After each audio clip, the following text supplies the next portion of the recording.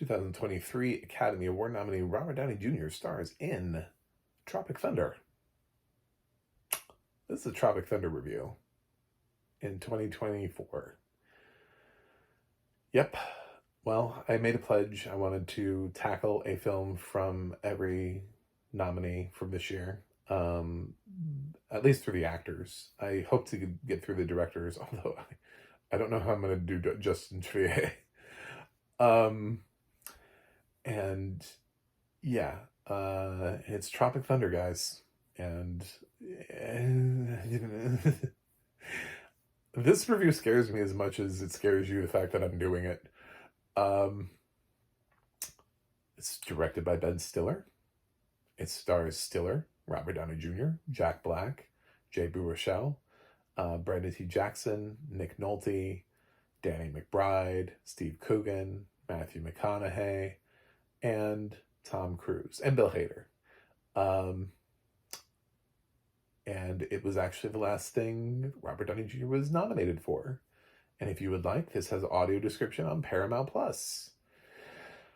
Full disclosure, I do love this movie. I would consider this one of my favorite films, for reasons that I love what it does, the send up of Hollywood and the stuff that it talks about. In 2024, it doesn't play. Like a lot of things in 2024 don't play anymore. We live in a different world where we have shine lights on everything. Not just on context, like Robert Downey Jr. having his skin darkened to play a black man. Not really playing a black man, but playing Kirk Lazarus, an Australian, playing a black man in a movie because he's a method actor and has to fully embrace the absurdity of whatever this is. But we also do it when there's someone in a film that things have come out about and we no longer can watch them. We saw this with The Cosby Show, when Bill Cosby, the allegations were made, and suddenly The Cosby Show, which was in heavy syndication, was pulled from syndication, and I forget the name of the actor, but the actor from The Cosby Show suddenly was having to work at Trader Joe's because he had he lost the royalty checks that he was, and people were making fun of him for working at Trader Joe's, and they didn't understand why. He hadn't worked in years as an actor, and The Cosby Show in syndication was paying rent, and he needed to pay rent. So, yeah. So that's what happened to that. And, but also, with Kevin Spacey, like, is it okay to like American Beauty or House of Cards, or even like the double whammy of The Usual Suspects, which everybody considered to be a fantastic film, which now has Kevin Spacey as an actor and Bryan Singer as a director. So, where do we land with those films? Where do we land with problematic teen comedies where women are the objects, not just American Pie, but all the way back through. Anybody remember Porky's? I've seen people trying to make a lot of comments about Blazing Saddles. And it's like a list of films that to talk about them anymore is very apropos. And Tropic Thunder is on that list. And I'm sure Robert Downey Jr. wishes he could disassociate himself with Tropic Thunder, regardless of how he really feels about his shoot or the film. I'm sure he wishes just in general that it wasn't there. Because if you had never done it, never knew what it was, or never got that Oscar nomination or anything, then how would you know what the experience was like for you in the first place? So if it just never happened for you, if you took the road less traveled, went the other direction. one of the reasons I like Tropic Thunder is because of the satire about it's what I would say, without going too deeply into this, is what Ben Stiller does with Tropic Thunder and his various send-ups. Each character is representational of something that is excessive in Hollywood. It's like being a tightrope walker in 2008. You're really good at walking a tightrope, and you walk the tightrope really well. You're man on wire, between the twin towers. You're so good that you can do it hundreds of stories up. Well, not hundreds, I guess 100 stories up. Hundreds is a lot. And you can walk that thin line and thread the needle or whatever, and you can go back and forth, and you're walking that line, and it's great. It's a very thin line. It's a deadly thin line, but you're walking it. And as time passes, there's a degradation on that line, and it gets weaker and weaker and weaker, and then suddenly we're in 2024, and there's no line anymore. It's gone. That line isn't there for you to walk anymore. And then you step out on it and you're gone. And that's what it's like to say, I like a movie like Tropic Thunder, is there's no line for me to step on anymore. That line is gone. But that line would be gone if this was a review of a lot of films, because somebody would look at what it is that I'm talking about and wonder why it is I'm giving a film a pass for certain things. And especially me as a white film critic, I have to be even more careful about how I approach this blackface performance that Robert Downey Jr. has. Something I'm acutely aware of. But what I think of when I think of Robert Downey Jr.'s performance is how he makes fun of method actors who go too far. And I think of the stories that I heard about Jared Leto when he was playing the Joker in Suicide Squad. When I hear about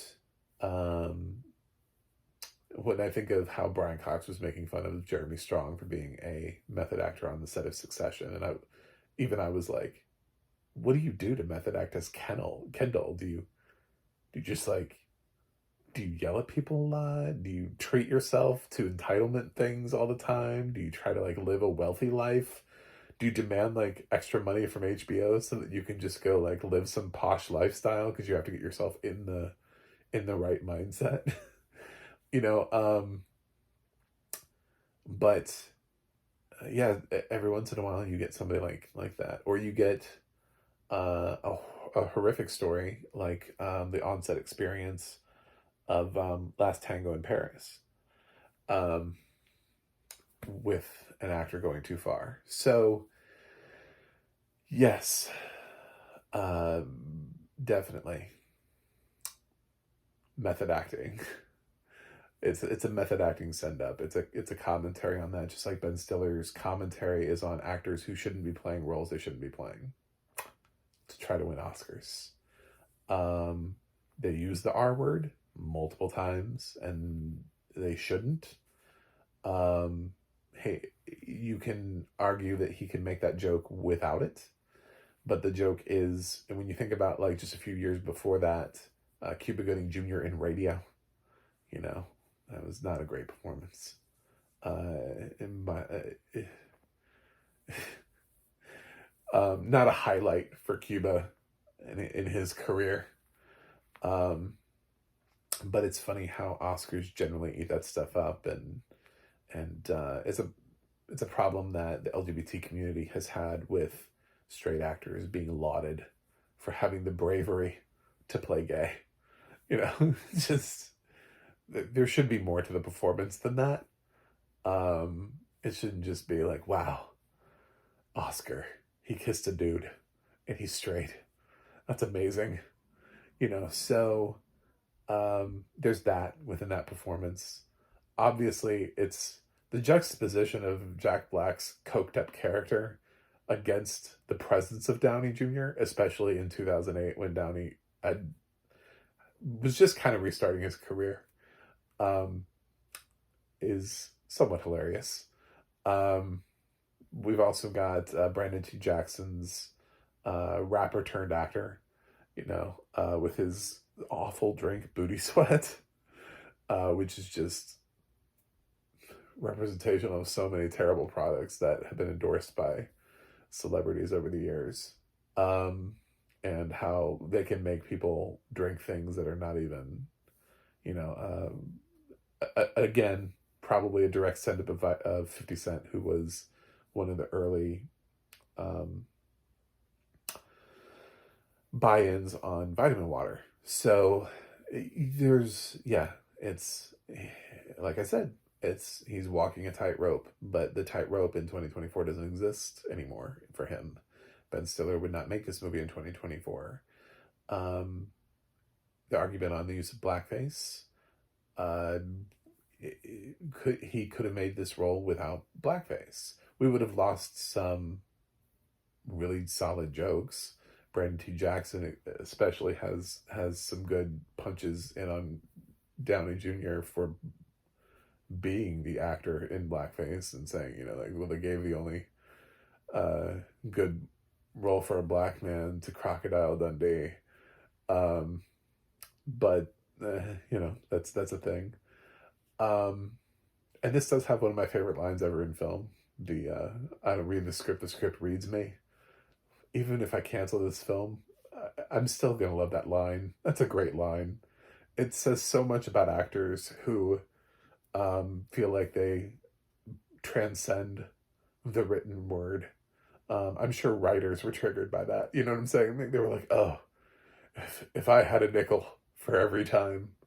But yeah, I realize this is a Tropic Thunder review. So Matthew McConaughey and Tom Cruise in this are both excellent, playing, eccentric versions of an agent and a studio head. Tom Cruise especially, I actually would have swapped him for Downey Jr. at the Oscars. I thought Tom Cruise's casting seemed just so brilliant, and he was so good at it. He did get a Golden Globe nomination, so that was nice. But yeah, Tropic Thunder. The film, I don't know that I'm allowed to talk about anymore. I'm sure if Robert Downey Jr. was like, hey, could you pick a different film to celebrate my 2023 nomination for Oppenheimer? What's really hilarious is that he's playing a historically accurate problematic person in Oppenheimer. No blackface needed. He's got some makeup on, from what I understand. I'm blind, so I can't really comment fully on. I wasn't when Tropic Thunder came out. I am now with Oppenheimer. He's playing somebody who history does not remember well, and did not necessarily do the best things. And that seems to be his lane now, is getting these problematic characters to Oscar nominations, whether they're based in fiction or reality. You just don't want to nominate him for being Tony Stark. Yeah, so you can do whatever you want to do with Tropic Thunder. It's out there. It's on Paramount Plus. It has audio description. If you want to hate the film, fine. I think a lot of people hate films based on images. I was part of a group that decided to ban The Whale before it ever came out based on a still image. I left the group of Brendan Fraser, and they were like, this is fat shaming, fat phobic. And I tried to speak up, and I was like, honestly, this is what I weigh. I'm not, I weigh over 300 pounds, in case I look, if I look slim in these videos, thank you very much. I just assume I'm talking to a blind audience all the time, so I have no idea what you guys think I sound like. But I like to give the air that I look like Chris Hemsworth. Secretly, yes, I am your typical movie watching person who sits too much. And yeah, it's they banned the film for that. And when I tried to say, honestly, out of context, I haven't even seen this film yet to make a judgment on it. And as somebody who is as you would use the word fat, I actually am more offended by the continued use of the word fat than I am anything else. I was like, that was the word that was used to describe me in high school, that brought me down. Um, the fact that other people are now trying to use it like we're reclaiming the word or something is, especially when it's online and somebody's hiding behind a name in a group and I don't know if you're part of that. You know what I'm saying? Like if it was part of a film community and there was a community and somebody was saying, oh, well, we're blocking this film because of the continued, because of how it depicts black people and started using the N-word all the time, you don't really know that person. You know what I'm saying? Like, you're like, I don't know. What is this guy? Who's this person? Like, is that his word? Like, what's happening here? It was just so weird for me. So I left and I ended up watching The Whale and it didn't offend me. And I don't think seeing an image of Brendan Fraser would have offended me. I don't think the film intentionally was trying to make some sort of a comment about the totality of overweight people. It was just this one person and his story, and that was unique to him. So, yeah, I would encourage people to contextualize, certainly, and understand things, but at the same time, we also live in a world where we're canceling things because of who's in them, and never choosing to watch them simply because of a certain actor or director. Another thing I kind of disagree with, because I also know that hundreds of people work on a film. So in many ways, I would rather you cancel Tropic Thunder because you disagree with the use of its humor than to cancel a film because one actor was in it before any scandal broke. Do you know what I'm saying? Like, to cancel a film because Kevin Spacey was in it in the 90s.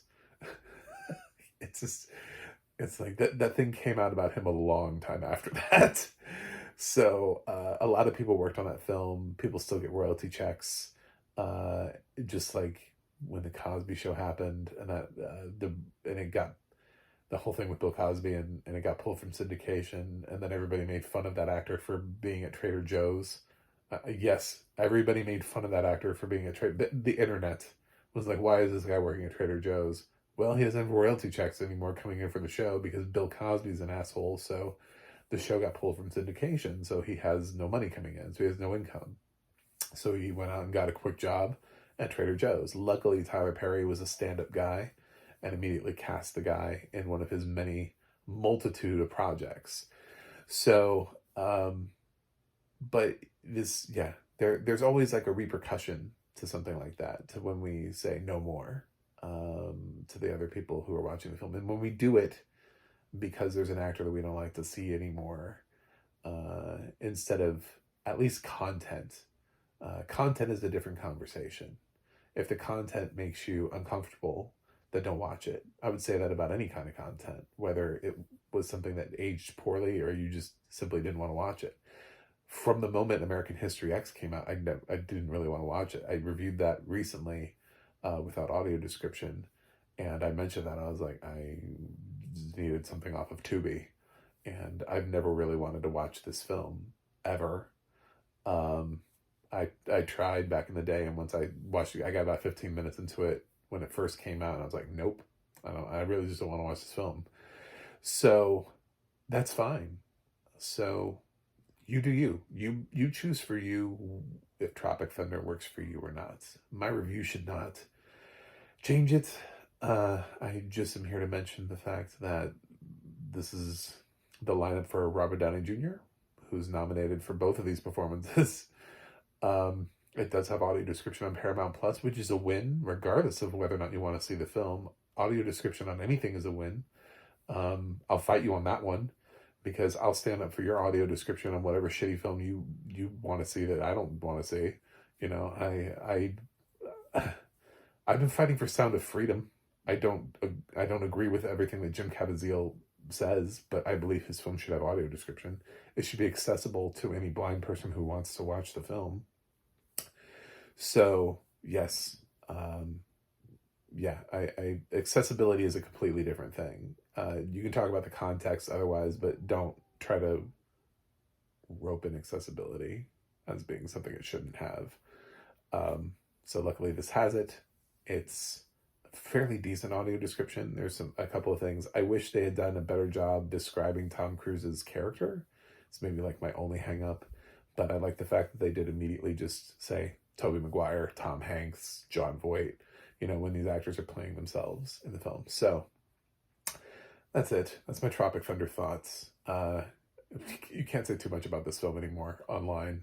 It gets you into trouble. I've already admitted I've seen this film. I've seen this film a bunch of times.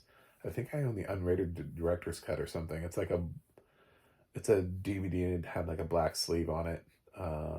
It was like a special edition type thing. It wasn't the original.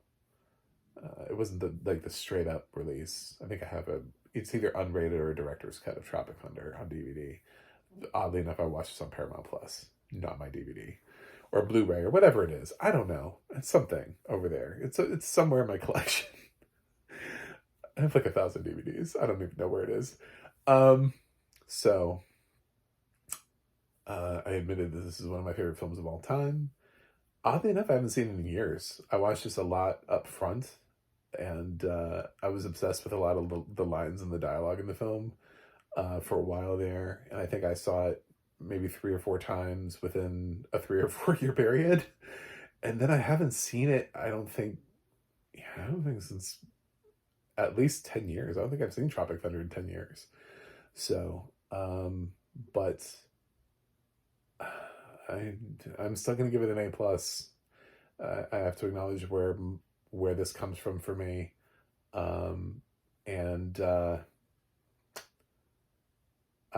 All of the arguments that have been made about it are pretty valid.